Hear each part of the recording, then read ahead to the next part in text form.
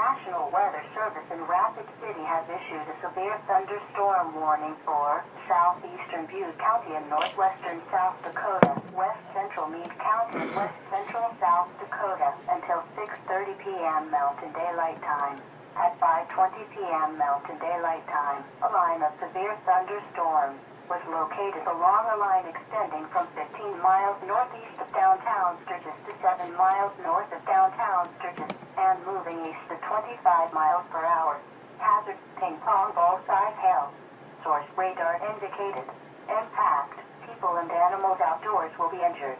Expect damage to roof, siding, windows, vehicles and crops. Locations impacted include Bear Butte State Park.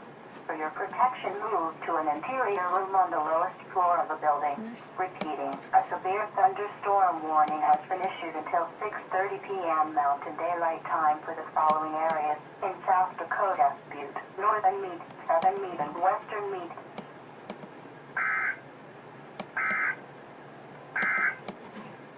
The National Weather Service